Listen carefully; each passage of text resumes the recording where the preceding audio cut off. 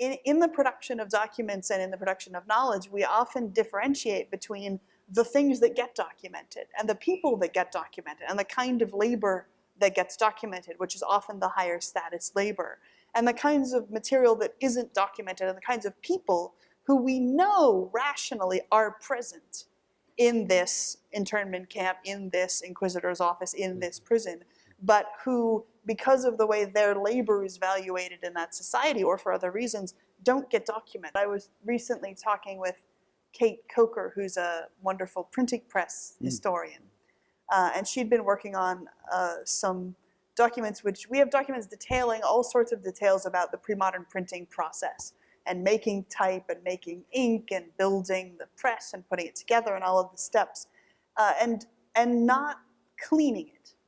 That there would be very, very, very detailed notes on everything else, and then you clean the ink off. And she was trying to figure out why the cleaning process wasn't being documented in these very intensively laborious things that spelled out every one of the 52 steps of ink making, and then don't bother to tell you about the cleaning process. But that thinking about it, she realized that they're probably cleaning it with lye, which is being made in the home by the women. And that what we're looking at is this is the female labor stage in the printing process, where women make the cleaning agents that they use to clean anything in the house, and the women are cleaning it, and that isn't being documented, only the male labor is being documented. And that produces a particular lopsidedness to your documentation. And as you were saying, we often know the name of the inquisitor, but we don't know the name of the torturer, who is a separate employee, who's the specialist in this, who is a lower class of labor, a less intellectual labor, a more manual labor, a lower status labor. It's slightly tangential, but I think it's a kind of interesting parallel. So in the history of science, if you go back and look at the history of experimental practices, Steve Shapin, who's an emeritus now, but was a historian of science at Harvard, did a famous paper in that field called Invisible Technicians. And it's about exactly this issue, where he found that going all the way through accounts of scientific work, scientific papers that are published in journals and so forth, going right the way back to the origin of the scientific journal in the mid-17th century, you pretty much never get explicit acknowledgement of the people who actually sort of,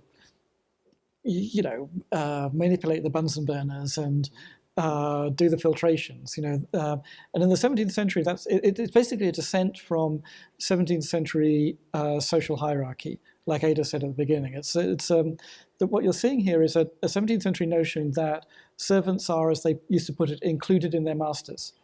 So servants' wills are taken to be just extensions of the wills of the master, and the servant's body is like an extra limb of the master's body, and and you see this in law courts as well, where servants are, and to some extent wives, are actually taken to be extensions of the will of the male patriarch.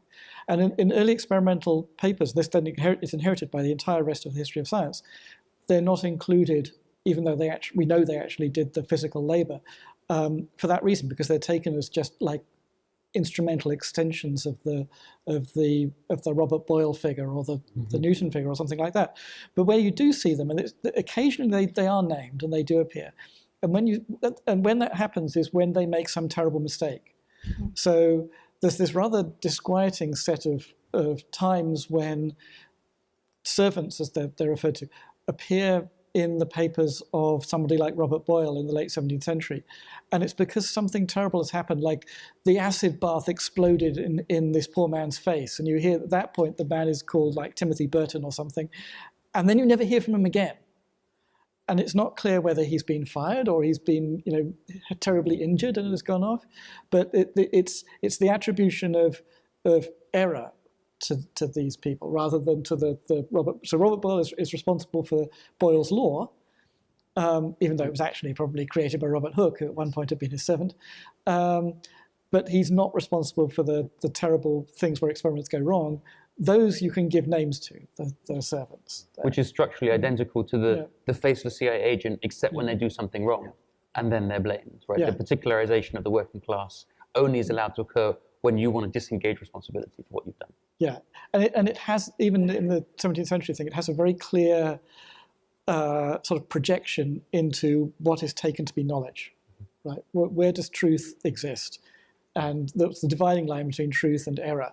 It's those two things are very clearly connected with each other. The naming of servants for errors, the naming of the master for truth. I want to ask, and some of Adrian's questions pointed at this, to hear from both of you about the question of producing these documents in the first place, before they're being redacted, before they're being visited centuries later by scholars. A choice is made to produce 1,000 pages of records of a trial, or 8,000 pages of records of the interrogation that's going on here in the first place.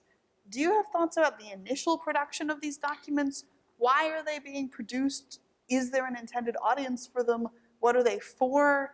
Are they a form of creating some kind of legitimacy on the part of the creator or the organ that has demanded that they be created? You know, the production of these documents in the first place, in their vast, tedious, repetitive enormity, which is itself an expense in man hours and material. You know, what are your thoughts on the production of those documents in the first place? So I'm not a historian, both unfortunately and luckily. So I often read these documents and think there is very little you can glean about a word outside the documents. So the documents that one looks at in the War on Terror, interrogation reports, their Office of Government Oversight investigations, their CIA investigations, and they are produced by a bureaucracy. And they're produced by a bureaucracy, and they simply are what a bureaucracy does. It produces paper about itself. And like all of you who will hopefully not have to go into office jobs where you will simply produce more and more paper about being in an office producing paper. And that's, thankfully now it's online, so there'll be less trees dying, but you might die a little bit because it's so boring. And that is like the unyielding boredom of these documents is really spectacular.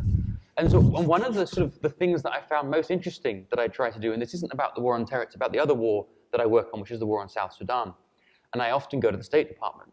And I once decided for fun that I would FOIA myself to the State Department, which I know there is a record of. And I came across a record of my own lecture to the State Department about the situation in South Sudan, which is where I do my field work. And it was unrecognizable.